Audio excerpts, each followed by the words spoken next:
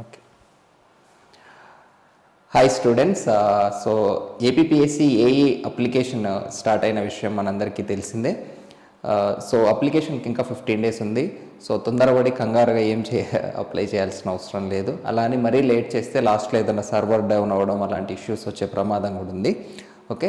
So నీట్గా application అంతా అర్థం చేసుకుని 1 or 2 days టైం తీసుకునైనా నిదానంగా అప్లై చేయండి. ఎందుకంటే మనకు సఫిషియెంట్ టైం ఉంది కాబట్టి. మరీ లాస్ట్ 1 or 2 daysకి మాత్రం పెట్టుకోకూడదు. అప్పుడు ఎక్కువ మంది అప్లై చేస్తారు కాబట్టి లాస్ట్ డేట్ సర్వర్ డౌన్ అవ్వడం అలాంటి ఇష్యూస్ ఏమైనా వచ్చే ఛాన్స్ ఉందని చెప్తున్నాను అంతే. ఓకేనా? రైట్. సో నీట్గా అన్నీ అర్థం చేసుకుని చేయండి. మనకు ఎడిట్ ఆప్షన్ కూడా ఉంది. మళ్ళీ దానికి అనవసరంగా పర్ కరెక్షన్ ఇంత డబ్బులని పే చేయాల్సి ఉంటుంది. సో అదంతా అవసరం లేకుండా ఉండడానికే ట్రై చేద్దాం మ్యాక్సిమం. ఓకేనా? సో ఫస్ట్ మనం psc.ap.gov.in official APPSC website. So ఇందులోకి వెళ్తే మనకు ఆల్రెడీ ఓటీపీఆర్ అంటే వన్ టైం ప్రొఫైల్ రిజిస్ట్రేషన్ ఇక్కడ ఉంటుంది. సో ఇది ఆల్రెడీ కొంతమంది చేసేసుకుని ఉంటారు. సో ప్రతి జాబ్ పడ్డప్పుడు మీరు మళ్ళీ అప్లై చేసుకోవాల్సిన అవసరం లేకుండా మీ బేసిక్ డీటెయిల్స్ అన్నీ ఓటీపీఆర్లో రిజిస్టర్ అయి ఉంటాయి. సో మీకు సంబంధించిన రెస్పాన్స్ షీట్స్ కానీ ఫ్యూచర్లో ఏమైనా డౌన్లోడ్ చేసుకోవాలనుకున్నా కూడా మనకు జనరల్గా ఓటీపీఆర్లో పెడుతూ ఉంటారు. సో ఓటీపీఆర్ అంటే వన్ టైం ప్రొఫైల్ రిజిస్ట్రేషన్ ఎవరైనా ఇప్పటి వరకు చేసుకొని వాళ్ళు కొత్తగా ఏపీపీఎస్సీ అప్లై చేసే వాళ్ళు ఎవరైనా ఉంటే ఫస్ట్ స్టెప్ ఏంటంటే మీరు ఓటీపీఆర్లోకి వెళ్ళాలన్నమాట. సో ఓటీపీఆర్లో మనం డిపార్ట్మెంట్ టెస్ట్ కాదు, direct recruitment. So direct recruitment, new registration, modify registration. Okay. So ఓటీపీఆర్కి సంబంధించిన న్యూ రిజిస్ట్రేషన్ అయితే న్యూ, ఏదైనా డీటెయిల్స్ మాడిఫై చేయాలంటే మాడిఫై. ఓకే. సో న్యూ రిజిస్ట్రేషన్లోకి వెళ్ళండి. సో ఇది న్యూ రిజిస్ట్రేషన్కి సంబంధించి. సో దీంట్లో ఆధార్ కార్డ్, సో దీంతో ప్రైమరీ డీటెయిల్స్ ఏవైతే ఉన్నాయో అవన్నీ పెట్టేసేయండి. Name as per SSC or, birth certificate అన్నారు, యాజ్ పర్ ఎస్ఎస్సీనే పెట్టండి మీరు. Date as per SSC, gender. So ఇవన్నీ బేసిక్ డీటెయిల్స్ కాబట్టి దీనికి సంబంధించి నేను మీకు పెద్దగా మెన్షన్ చేయాల్సింది ఏం లేదు. Birth place, mother tongue, community, identification marks ఇవన్నీ ఎవరికి వాళ్ళు మీరు ఓన్గానే ఫిల్ చేసుకోగలరు. సో నన్ను పర్టికులర్గా డౌట్ అడిగిన పాయింట్స్ దగ్గర మాత్రమే నేను స్ట్రెస్ చేస్తాను. Okay. Are you employed? Okay. So ఇక్కడ ప్రైవేట్ ఎంప్లాయీ అయితే మీరు ఆర్ యూ ఎంప్లాయిడ్ అని పెడితే కొంచెం రిస్క్ అవుతుంది. మళ్ళీ ఎన్ఓసీలు ఇవన్నీ ప్రాబ్లం అవుతాయి. మీ కంపెనీ నుంచి బయటికి రావడం ఈజీ అని మీకు తెలిస్తే నాట్ ఎంప్లాయిడ్ అనే పెట్టండి. బట్ చాలామంది నన్ను అడిగే వాళ్ళు ఏంటంటే ఏపీ సచివాలయంలో వర్కింగ్, నేను వర్కింగ్ అని పెట్టాలన్నా వద్దా అని. 100% వర్కింగ్ అనే పెట్టండి. ఎందుకంటే వాళ్ళ దగ్గర డేటాబేస్ ఉంటుంది మీది. రైట్. సో ఇక్కడ మీరు తప్పు పెట్టినా కూడా మీరు తర్వాత దొరికిపోతారు. సో అప్పుడు వచ్చిన జాబ్ పోతుంది. సో అంత రిస్క్ చేయాల్సిన పని లేదు మీరు. సో ఆర్ యూ ఎంప్లాయిడ్ అంటే కరెంట్లీ గవర్నమెంట్ ఎంప్లాయీస్ అయితే మాత్రం ఎస్ అనే పెట్టండి. రిస్క్ తీసుకోకూడదు. విత్ ఇన్ ద స్టేటే ఉన్నారు కాబట్టి ఈజీగా తెలిసిపోతుంది మీరు ఎంప్లాయిడా కాదా అనే విషయం. ఓకే. సో ఇంకొంతమంది పర్టికులర్గా ఆల్రెడీ వర్కింగ్ సమ్ ఆర్డబ్ల్యూఎస్ డిపార్ట్మెంట్లో వర్క్ చేస్తూ ఇరిగేషన్లో ప్రిపేర్ అవ్వాలని అడిగిన స్టూడెంట్స్ కూడా ఉన్నారు. సో అలాంటి వాళ్ళు కూడా కంపల్సరీగా మెన్షన్ చేయండి, లేకపోతే మీకు వచ్చిన జాబ్ కూడా పోయే అవకాశం ఉంటుంది. Okay. Okay. Are you ex government employee? So ఈ డీటెయిల్స్ మీరు ఫిల్ చేయండి. సో గవర్నమెంట్ ఎంప్లాయీ అయితే మాత్రం యాజ్ ఇట్ ఈజ్ ఉన్నదే పెట్టండి, లేకపోతే చాలా రిస్క్ అవుతుంది మీకు తర్వాత.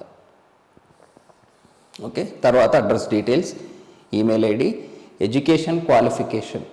సో ఇందులో regular study, private study, open schooling, migrate. So ఇక్కడ ఏపీ అని పెట్టారు కదా, తెలంగాణ వాళ్ళు ఇక్కడ అప్లై చేయొచ్చా అని కొంతమంది అడిగారు. తెలంగాణ వాళ్ళు రెగ్యులర్ స్టడీ అయితే రెగ్యులరే పెట్టండి, ప్రైవేట్ పెట్టద్దు. సో రెగ్యులరే పెట్టండి. మీరు ఎలాగో లోకల్ రిజిస్ట్రేషన్ ఏం తీసుకోవడం లేదు కాబట్టి మీకు ఈ స్టడీ సర్టిఫికేట్స్ ఈ పెద్ద అవసరం కూడా లేదు యాక్చువల్గా చెప్పాలంటే.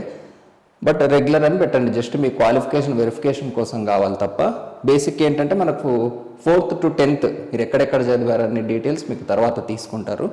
సో ఇక్కడ మీరు రెగ్యులర్ స్టడీ అని పెట్టారంటే స్టడీ సర్టిఫికేట్ని మన రెసిడెన్స్ కింద కన్సిడర్ చేస్తాం. So 7 yearsలో 4th to 10thలో 4 years maximum, అంటే 7 years మినిమం మీరు ఏపీ స్టేట్లో ఉంటూ ఆ 7 yearsలో మ్యాక్సిమం 4 years ఎక్కడున్నారు అనేది చూస్తారు. అంటే మినిమం 7 సంవత్సరాలు మీరు ఆంధ్రప్రదేశ్లో ఉంటే మీరు లోకల్ అవుతారు. కానీ లోకల్ జోన్ ఏది అనేది కన్సిడర్ చేయాలి అంటే అందులో 4 సంవత్సరాలు మ్యాక్సిమం ఏ జోన్ కిందికి వస్తున్నారో ఆ జోన్ మీ లోకల్ జోన్ అవుతుందన్నమాట. సో అలా తీసుకుంటారు లోకల్ జోను.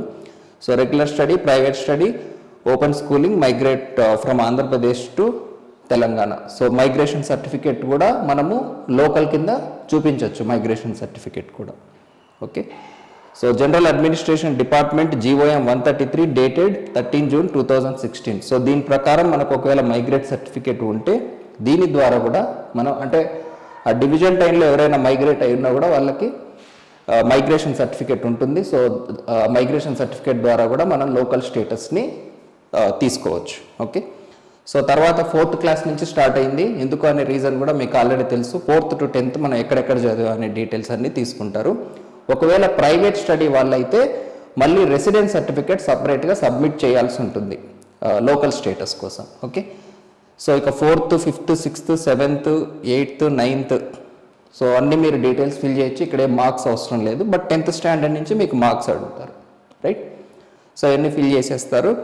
సో తర్వాత కొంతమంది 10+2 చదువుతారు, కొంతమంది డిప్లొమా చదువుతారు. కాబట్టి ఇక్కడ వరకు మీకు స్టార్ మార్క్ ఉంటుంది, కంపల్సరీ ఫిల్ చేయాలని. ఇక్కడి నుంచి ఉండదు, ఎందుకంటే రకరకాల ఎగ్జామ్స్కి రకరకాల క్వాలిఫికేషన్లు ఉంటాయి. సో ఇక్కడ వరకు మ్యాండేటరీ ఉంటుంది మనకు OTPRలో. సో 10+2 చదివింటే 10+2 డీటెయిల్స్, డిప్లొమా చదివింటే డిప్లొమా డీటెయిల్స్, గ్రాడ్యుయేషన్ అయితే graduation, post graduation, MPhil, PhD, any additional qualification, photograph, signature, declaration. అది. సో ఇది ఓవరాల్గా మనం OTPRలో ఫిల్ చేయాల్సింది, రైట్? సో ఇది ఒకసారి చేసే పనే. సో ఒకవేళ మీకు ఏదైనా ఎంప్లాయీ స్టేటస్ కానీ ఇలాంటివి ఏమైనా అప్డేట్ అయ్యి ఉంటే అప్డేట్ చేసుకోవాలి, లేదంటే ఏం అవసరం లేదు. ఓకే, సో ఆల్రెడీ OTPR ఉన్న వాళ్ళైతే సో మన నోటిఫికేషను ఎక్కడుంది? అసిస్టెంట్. Okay, click here.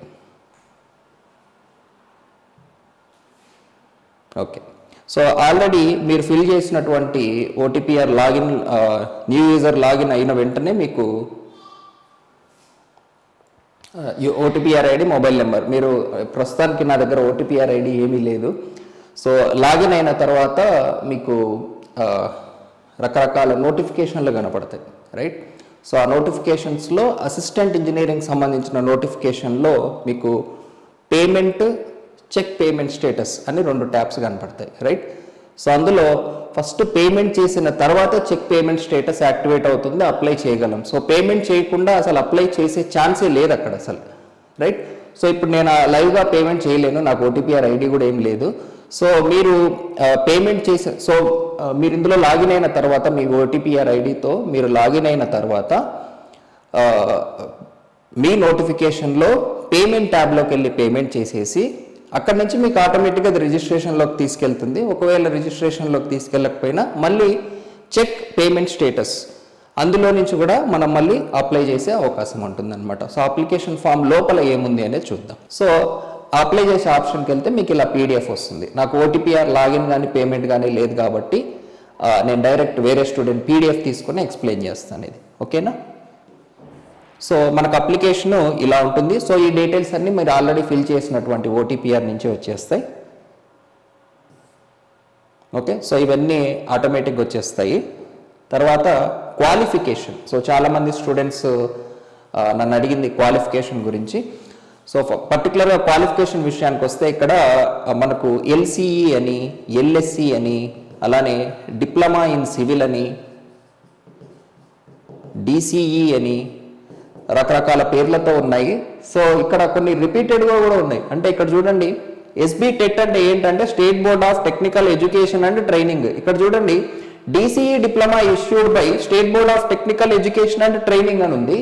ఇక్కడేమో diploma in civil issued by SB టెట్ అని ఉంది. ఈ రెండు ఒకటే. DCE అంటే డిప్లొమా ఇన్ సివిల్ ఇంజనీరింగ్ యాక్చువల్గా. సో మీ పర్టికులర్ సర్టిఫికెట్లో ఎలా ఉంటే, ఇప్పుడు LCE అంటే ఏంటంటే లైసెన్సియేట్ ఇన్ సివిల్ ఇంజనీరింగ్. మనము BE in civil engineering, BTech in civil engineering, degree in civil engineering ఇట్లా రకరకాల పేర్లతో ఉన్నట్టు మీకు ఇచ్చిన డిప్లొమా సర్టిఫికేట్లో కూడా licentiate in structural engineering, licentiate in aeronautical engineering, licentiate in mechanical engineering or diploma in civil engineering, diploma in mechanical engineering అని మీ సర్టిఫికెట్లో ఏ పేరుతోనైతే ఉంటాయో పర్టికులర్గా డిప్లొమా వాళ్ళకి, బీటెక్ వాళ్ళకి ఆ ప్రాబ్లం ఏం లేదు. క్లియర్గా BER BTech civil, BER BTech mechanical, BER BTech environmental అనేవి ఉన్నాయి. పర్టికులర్ డిప్లొమా వాళ్ళకే ఈ కన్ఫ్యూజన్ ఉంటుంది. సో బీటెక్ వాళ్ళకైతే ఈ ప్రాబ్లం ఏం లేదు, మీ ఎడ్యుకేషన్ క్వాలిఫికేషన్లో మీరు బీటెక్ పెట్టేసుకుంటారు. పర్టికులర్గా డిప్లొమా వాళ్ళకి వచ్చేసరికి మీ సర్టిఫికేట్లో డిప్లొమా ఇన్ సివిల్ ఇక్కడ ఉన్న వాటిల్లో మీ సర్టిఫికేట్లో మీకు ఎలా ఉన్నదో అది మీరు సెలెక్ట్ చేసుకోవాలన్నమాట. ఓకే, కొన్నిట్లో అంటే కొన్ని స్టేట్స్లో ఆర్ మేబీ పాత ఏపీ చాలా ఇయర్స్ బ్యాక్ కూడా ఎల్సీ ఉండే ఛాన్సెస్ ఉన్నాయి. అంటే ఇప్పుడు మనకు ఇప్పుడు హైదరాబాద్లోనే ఓయూలో ఉన్న కాలేజెస్లో ఉన్న స్టూడెంట్స్కి బీఈ అని వస్తుంది, జేఎన్టీ కింద ఉన్న కాలేజ్కి బీటెక్ అని వస్తుంది. సో అట్లా మీకు అంటే టెక్నాలజికల్ యూనివర్సిటీస్లో జనరల్గా బీటెక్ అని వస్తుంటుంది, జనరల్గా పాత కాలేజెస్లో బీఈ అని వస్తుంటుంది. సో అట్లా మీ దాంట్లో ఎల్సీఈ ఉందా లేదా డిప్లొమా ఇన్ సివిల్ ఉందా, మీ సర్టిఫికేట్లో డిప్లొమా వాళ్ళకి ఏది ఉంటే దాన్ని బట్టి సెలెక్ట్ చేసుకోండి. సో దీని గురించి పెద్ద భయపడాల్సిన అవసరం ఏమీ లేదు. సో డిప్లొమా ఇన్ సివిల్ ఉంటే diploma in civil issued by state board of technical education and training by AP అని పెట్టేసుకోండి, సింపుల్. ఓకేనా, మిగిలిన వాటి గురించి మీరు వరి అవ్వాల్సిన పని లేదు. రైట్, తర్వాత నన్ను చాలామంది స్టూడెంట్స్ అడిగింది పోస్ట్ ప్రిఫరెన్స్. చాలామందికి ఒకటి ఏ పోస్ట్ మంచిది అనే ప్రిఫరెన్స్ తెలియకపోవడం, రెండోది అసలు మనం ఏం అప్లై చేస్తే మనం ఏం అప్లై చేసినట్టు, అంటే మనం ఇక్కడ ఏం పెడితే మనం ఏ అప్లై చేసినట్టు అనేది కూడా చాలామందికి క్లారిటీగా అర్థం కాలేదు. సో ఆ విషయం కూడా నేను ఇందులో క్లియర్గా ఎక్స్ప్లెయిన్ చేస్తాను. Okay, so post preference. So post ప్రిఫరెన్స్లో ఈ ట్యాబ్ మీరు సెలెక్ట్ చేయగానే ఇలా వేరియస్ డిపార్ట్మెంట్స్ వస్తాయి. రైట్, సో పోస్ట్ ప్రిఫరెన్స్కి సంబంధించి చాలామందికి ఉన్న కన్ఫ్యూజన్లో ఫస్ట్ ఒక విషయం క్లియర్గా చెప్తాను. మీరు పోస్ట్ ప్రిఫరెన్స్ ఆల్టర్ చేయడం వల్ల మీకు రావాల్సిన జాబ్ రాకపోవడం అంటూ జరగదు.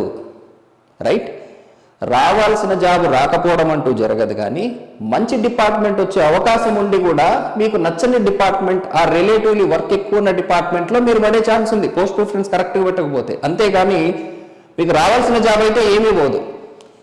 ఈ పర్టికులర్ జాబ్ ఫస్ట్లో పెడితే మనకు అడ్వాంటేజ్, లాస్ట్లో పెడితే లాస్ట్ కంటే ఫస్ట్లో పెడితే రావడానికి ఎక్కువ ఛాన్స్, అట్లాంటిది ఏమి ఉండదండి.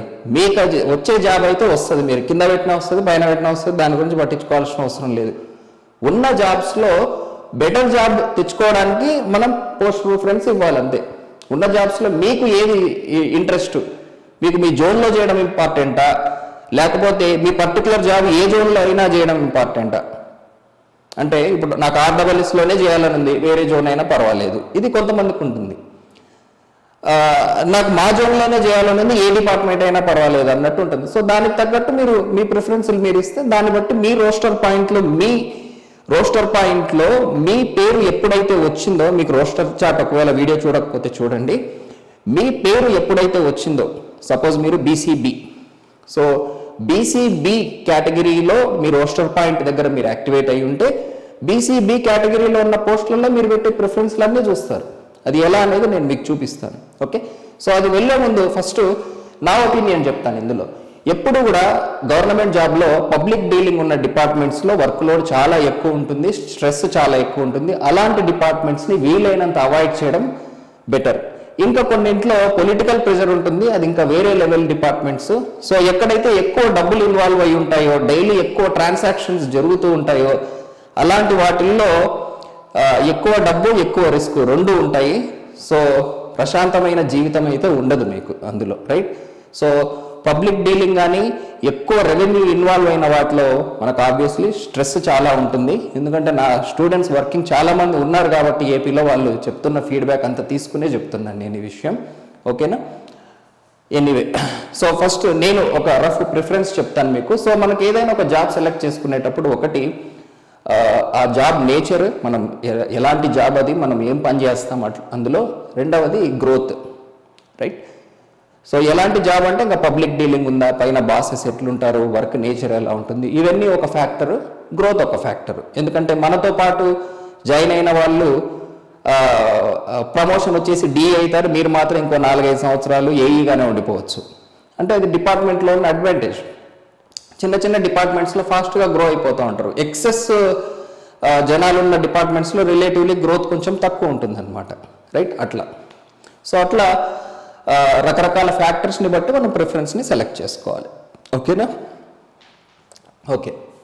సో ఉన్న వాటిల్లో మనకు ఫ్రెష్ వేకెన్సీస్లో ఎండోన్మెంట్స్ డిపార్ట్మెంట్లో మన పోస్టింగ్ పరంగా నేను గ్యారంటీగా చెప్పలేను కానీ బట్ రిలేటివ్లీ కొంచెం మంచి పోస్టింగే రావడానికి ఛాన్స్ ఉంది, వర్క్ లోడ్ రిలేటివ్లీ తక్కువ ఉండడానికి ఛాన్స్ ఉంది. ఎండోన్మెంట్ పెద్ద నా స్టూడెంట్స్లో ఎండోన్మెంట్స్ డిపార్ట్మెంట్లో పనిచేస్తున్న ఏఈలు అయితే లేరు కానీ బట్ స్టిల్ మనం ఈజీగా గెస్ చేయొచ్చు రిలేటివ్లీ ఇది కొంచెం మంచి పోస్ట్ అని.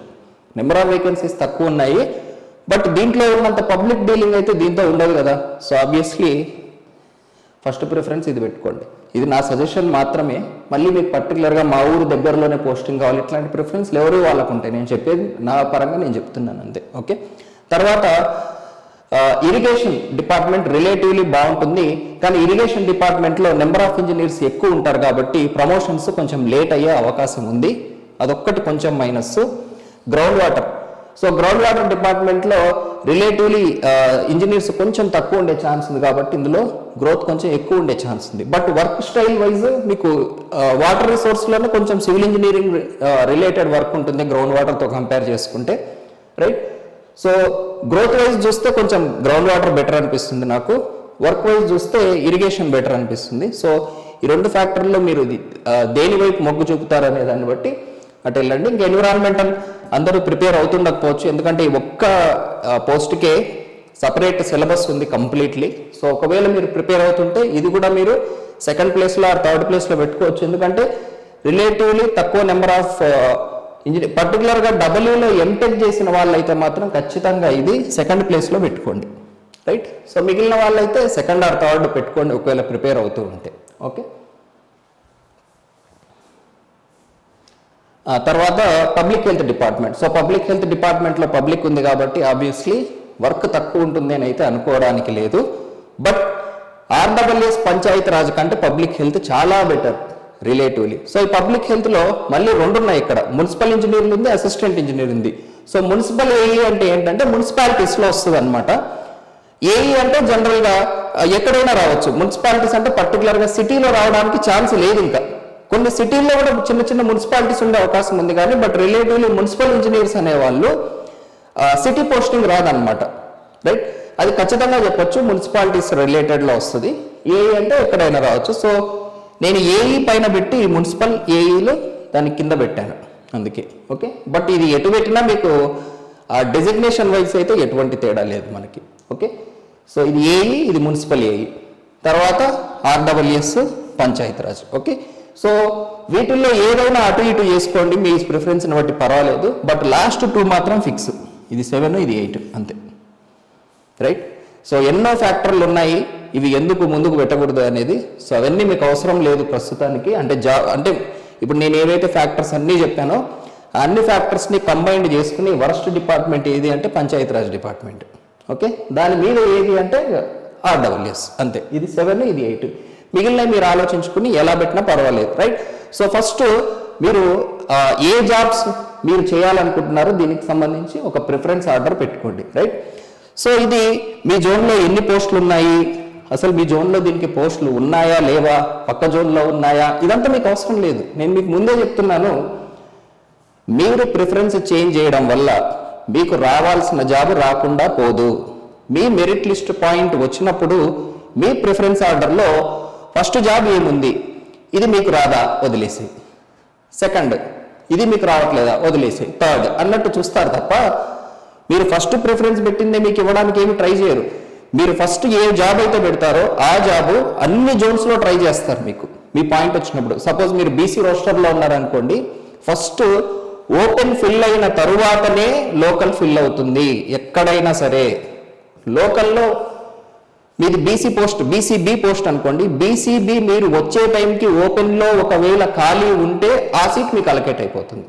ఒకవేళ ఓపెన్లో లేదు అట్లీస్ట్ లోకల్లో ఉంది, మీరు లోకల్లో అంటే ఆ పోస్ట్ కూడా అలకేట్ అయిపోతుంది. బట్ ఫస్ట్ ఓపెన్ ఫిల్ అయిన తర్వాతనే లోకల్ ఫిల్ చేస్తారు అనమాట మనకి. ఓకే, సో మీరు పోస్ట్ ప్రిఫరెన్స్ చేంజ్ చేయడం వల్ల వచ్చే జాబ్ పోతుందేమో అని భయపడతారేమో, అలా ఏమి ఉండదు.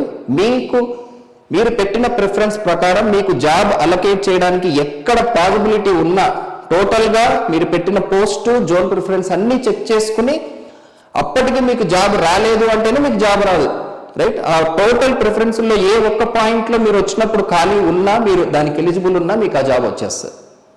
ఓకే, అది మీరు గుర్తుపెట్టుకోవాల్సిన పాయింట్. సో ఫస్ట్ మీకు ఏ జాబ్స్ ఇంట్రెస్ట్ ఉన్నాయనే లిస్ట్ తయారు చేసుకోండి. చేసుకున్న తర్వాత మీరు అప్లికేషన్ ఫిల్ చేసేటప్పుడు టోటల్ 3 నెంబర్లు ఉన్నాయండి ఇక్కడ. సో నేమ్ ఆఫ్ ది పోస్ట్లో ఒకటి సీరియల్ నెంబర్. ఈ సీరియల్ నెంబర్తో మనం చేసేది ఏం లేదు, దీని గురించి పట్టించుకోవద్దు. రెండవది పోస్ట్ కోడ్ నెంబర్. ఈ నెంబర్తో కూడా మనం చేసేది ఏం లేదు, ఇది కూడా పట్టించుకోవద్దు. రైట్, పోస్ట్ పేరు మాత్రమే మనకి important. Next post preference number, ఇది చాలా ఇంపార్టెంట్. రైట్, సో మీరు ఏదైతే ప్రిఫరెన్స్లో మీరు అప్లై చేయాలనుకుంటున్నారో మీరు ఇక్కడ అదే ఆర్డర్లో యాడ్ చేయాలని రూల్ ఏమీ లేదు. అదే ఆర్డర్లో యాడ్ చేయాలనే రూల్ ఏమీ లేదు. ఫర్ ఎగ్జాంపుల్ నేను ఇక్కడ RSS సెలెక్ట్ చేశాను. పోస్ట్ ప్రిఫరెన్స్ నెంబర్ ఎంత ఇవ్వాలనుకుంటున్నా, 8 ఇవ్వాలనుకుంటున్నా నేను, ఆర్ 7 ఇవ్వాలనుకుంటున్నా. సో RSS పోస్ట్ ప్రిఫరెన్స్ 7 అని పెడితే మీకు ఇక్కడ RSS పోస్ట్ ప్రిఫరెన్స్ నెంబర్ 7 అని పడుతుంది. ఓకే, సో అట్లా మీ సో మీరు ముందే ఈ లిస్ట్ రాసుకున్నారనుకోండి, ఏది 1, ఏది 2, ఏది 3, ఏది 4 మీకు ముందే తెలిసిపోతుంది. సో ముందే రాసి పెట్టుకుంటే కొంచెం కన్వీనియంట్, టైం సేవింగ్, తప్పు చేయడానికి కూడా రిలేటివ్లీ లెస్ పాసిబిలిటీస్ ఉన్నాయి. ఓకే, సో మోస్ట్లీ కరెక్షన్ అలో చేస్తారని అనుకుంటున్నా మీరు ఏదైనా మిస్టేక్ చేసిన తర్వాత. బట్ మళ్ళీ కరెక్షన్కి డబ్బులు వేస్ట్ చేయడం ఎందుకు మీకు? సో ఇప్పుడే కరెక్ట్గా ఫిల్ చేసేయండి. Okay, so post preference number అంటే పోస్ట్ కోడ్ కాదు, పోస్ట్ కోడ్ కాదు. రైట్, సో మీరు ఫిల్ చేసిన ఆర్డర్ని బట్టి మళ్ళీ ఒక్కొక్క పోస్ట్కి మీరు జోనల్ ప్రిఫరెన్స్ కూడా ఇవ్వాల్సి ఉంటుంది 4 జోన్స్లో. రైట్, సో మీరు ఏదో ఒక దాంట్లో లోకల్ అయి ఉంటారు. మీరు లోకల్ అయినా కూడా వేరే జోన్లో మీకు చేయాలని ఉంటే మీరు అదే జోన్ని ప్రిఫరెన్స్గా పెట్టుకోవచ్చు. ఆ జోన్లో ఉన్న ఓపెన్ కేటగిరీ పోస్టులకు మీరు ఎలిజిబులే కాబట్టి ఆ జోన్లో ఇవ్వడానికి వాళ్ళు ట్రై చేస్తారు ఆబ్వియస్లీ. రైట్, సో ఇప్పుడు రోస్టర్ ఎలా జరుగుతుంది అనేది చెప్తాను, దాన్ని బట్టి మీకు రఫ్ ఐడియా వస్తుంది. రైట్, సో బేసిక్గా ఫస్ట్ మెరిట్ లిస్ట్ తయారు చేస్తారు. ఆల్రెడీ రోస్టర్ వీడియోలో నేను క్లియర్గా ఎక్స్ప్లెయిన్ చేసినా కదా. కేటగిరీ వైజ్ మెరిట్ లిస్ట్, అందులో మళ్ళీ ఓపెన్ లోకల్, ఇలా మెరిట్ లిస్టులు అన్నీ తయారు చేసుకున్న తర్వాత రోస్టర్ చార్ట్ తీసుకుని, రోస్టర్ చార్ట్ అంటే కంటిన్యూస్ ఆర్డర్ ఆఫ్ ఫిల్లింగ్ జరుగుతూ ఉంటుంది. మీ పర్టికులర్ పేరు వచ్చినప్పుడు ఇనీషియల్గా ఎన్ని వేకెన్సీలు ఉన్నాయో మీ పేరు వచ్చినప్పుడు అన్ని వేకెన్సీలు ఉన్నావు, ముందు వాళ్ళకి అన్ని పోస్టులు అలకేట్ అయిపోయి ఉంటాయి కదా. మీ పేరు వచ్చినప్పుడు ఆ రోస్టర్ పాయింట్ ఏదైతే ఉందో అందులో మీకు వేకెన్సీలు ఉంటే అది మీకు అలాట్ చేయబడుతుంది మీరు ఇచ్చిన ప్రిఫరెన్స్ ప్రకారం. అంటే ఇప్పుడు మీ రోస్టర్ పాయింట్ వచ్చింది, కొన్ని వేకెన్సీలు ఉన్నాయి. ఫస్ట్ RSS మీ పోస్ట్ ప్రిఫరెన్స్లో ఫస్ట్ మీరు RSS పెట్టారు అనుకుందాం. Right, so RSS first RSS డిపార్ట్మెంట్లో బీసీ కేటగిరీ అనుకోండి, బీసీ ఓపెన్లో కానీ బీసీ లోకల్లో కానీ జోన్ 4లో ఉన్నాయా అని చూస్తారు. ఒకవేళ లేవనుకోండి నెక్స్ట్ జోన్ 2. సో మీరు ఒకవేళ జోన్ 2 లోకల్ అనుకోండి, ఓపెన్ లోకల్ 2 చూస్తారు, అది ఛాన్స్ లేదు. నెక్స్ట్ జోన్ 2లో ఓపెన్లో ఎలిజిబులే కదా, అది చూస్తారు. నెక్స్ట్ ఇది చూస్తారు, నెక్స్ట్ ఇది చూస్తారు. రైట్, నెక్స్ట్ సో అలానే ప్రతి పోస్ట్కి కూడా మనం ప్రిఫరెన్సెస్ ఇవ్వాల్సి ఉంటుంది. ప్రతి పోస్టులో కూడా మనం ప్రిఫరెన్స్ ఇవ్వాల్సి ఉంటుంది. సో ఇక్కడ చాలా మంది ఏమనుకుంటారంటే ఆ జోన్లో ఎక్కువ పోస్టులు ఉన్నాయి కదా, ఆ జోన్కి నేను ప్రిఫరెన్స్ ఇస్తే ఎక్కువ పాసిబిలిటీ ఉంటుందేమో, తక్కువ పోస్టులు ఉన్నాయి కదా ఇక్కడ, ఇది అప్లై చేస్తే మళ్ళీ రావాల్సిన జాబ్ పోతుందేమో అనుకుంటారని మళ్ళీ చెప్తున్నాను. అట్లా ఏముండదు. మీరు ఫస్ట్ మీ లోకల్ జోన్ పెట్టారు, అక్కడ లేవు, నెక్స్ట్ జోన్ చూస్తారు ఆబ్వియస్లీ. సో మీరు పెట్టిన ప్రతి పోస్ట్కి మీరు పెట్టిన జోన్ ప్రిఫరెన్స్ ప్రకారమే చూస్తారు. రైట్, సో ఎక్కువ పోస్టులు ఉన్నాయి ముందు ప్రిఫరెన్స్లో పెట్టాలని రూల్ ఏమీ లేదు. మీరు లోకల్ అయితే లోకల్లో పెట్టండి, ఏమీ కాదు. రైట్, సో ఈ జోనల్ ప్రిఫరెన్స్ అనేవి మీకు రిలేటివ్లీ ఏది లోకల్ అది ఫస్ట్ పెట్టుకోండి. అందులో రిలేటివ్లీ తక్కువ పోస్టులు ఉన్నాయి, ఎక్కువ పోస్టులు ఉన్నాయి, అసలు పోస్టులే లేవా, అదంతా మీకు అవసరం లేదండి. రైట్, సో రేపు ఏదైనా కొన్ని కారణాల వల్ల అనుకోకుండా పోస్టులు యాడ్ అయినాయి అనుకోండి మీ జోన్లోకి, అప్పుడు కూడా మీరు పెట్టిన ప్రిఫరెన్స్ పనిచేస్తుంది. ఇది వెరీ రేర్ కేసు ఈ పర్టికులర్ రిక్రూట్మెంట్లో. బట్ ఈవెన్ ఫ్యూచర్ రిక్రూట్మెంట్స్కి అయినా సరే పోస్టులు లేవు కదా అనేసి మీరు అసలు ఆ పర్టికులర్ జాబ్ అప్లై చేయకుండా వదిలేయడం, ఇట్లాంటి పనులు మాత్రం చేయొద్దు. ఎందుకంటే ఆపర్చునిటీ అనేది అన్నిటికంటే వాల్యుబుల్, ఇది మళ్ళీ మళ్ళీ రాదు. సో అప్లై చేయడం వల్ల మీకు పోయేది ఏమీ లేదు. సో అన్ని పోస్టులకి అప్లై చేయండి. అట్లీస్ట్ నాన్ లోకల్లోనో ఓపెన్లోనో ఎక్కడో చోట తగులుతుందేమో మనకు తెలియదు. రైట్, సో అప్లై చేయడం వల్ల పోయేది ఏమీ లేదు. సో మీరు టోటల్ అప్లై చేసిన అన్ని జాబ్స్కి సంబంధించి పోస్ట్ జోనల్ ప్రిఫరెన్సెస్ ఇవ్వాల్సి ఉంటుంది. So first post preference, next ప్రతి పోస్ట్కి జోనల్ ప్రిఫరెన్స్ ఇవ్వాల్సి ఉంటుంది. ఇచ్చిన తర్వాత పోస్టింగ్ ఎగ్జామ్ యొక్క లొకేషన్కి 3 ఆప్షన్స్ అడుగుతున్నారు, ప్రైమరీ, సెకండరీ, టెరిటరీ. సో మీ ఏరియాకి ఏది దగ్గరగా ఉందో దాన్ని బట్టి మీరు ఆ పర్టికులర్ డిస్ట్రిక్ట్ ఇవ్వచ్చు. సో తర్వాత final submission. That's all. Okay, so application edit option ఇంకా మనకి యాక్టివేట్ అవ్వలేదు. సో టోటల్ అప్లికేషన్ డేట్ అయిపోయిన తర్వాత మళ్ళీ మనకి ఎడిట్ ఆప్షన్ ఇస్తారు. So most of the details like మరీ బేసిక్ నేమ్ ఇట్లాంటివి కాకుండా remaining most of the details మనం ఎడిట్ చేసే ఆప్షన్ ఉంటుంది, రైట్. బట్ మళ్ళీ ఎక్స్ట్రా మనీ అయితే పే చేయాల్సి ఉంటుంది, ఇన్ని కరెక్షన్స్కి ఇంత అన్నట్టు ఉండొచ్చు, రైట్. సో అప్లికేషన్లో మీరు ముఖ్యంగా గుర్తుపెట్టుకోవాల్సింది పోస్ట్ ప్రిఫరెన్స్. మిగిలినవన్నీ సాధారణంగా అందరికీ తెలిసిన విషయాలే. పర్టికులర్గా పోస్ట్ ప్రిఫరెన్స్లో మాత్రం ఎక్కువ పోస్టులు ఉన్నాయి కదా ఆర్డబ్ల్యూఎస్లోని, ఆర్డబ్ల్యూఎస్ని ముందు పెట్టి మంచి డిపార్ట్మెంట్ వచ్చే ఛాన్స్ ఉండి మీరు టాపర్ అయ్యి ఆర్డబ్ల్యూఎస్లో జాబ్ వస్తుంది మీకు, రైట్. సో అందుకే పోస్ట్ ప్రిఫరెన్స్ అనేది కొంచెం ఆలోచించి పెట్టాల్సిన ఆప్షన్. సో తొందర ఏమి లేదు, రిలాక్స్గా కూర్చుని ఆలోచించి పోస్టులు రాసుకుని రిలేటివ్లీ ఏ జోన్లో మనకు బెటర్ ప్రిఫరెన్స్ వైజ్. ఎందుకంటే మీకు చెప్పాను, మీ రోస్టర్ పాయింట్లో మీరు పెట్టిన ప్రతి దాంట్లో మీకు జాబ్ అలొకేట్ అయ్యేంత వరకు అన్నీ చెక్ చేసుకున్న తర్వాత నెక్స్ట్ క్యాండిడేట్కి వెళ్తారు తప్ప మీకు రావాల్సిన జాబ్ పోయే అవకాశం మాత్రం లేదు. ఓకేనా? So anyway, thank you for watching and I wish you all the best.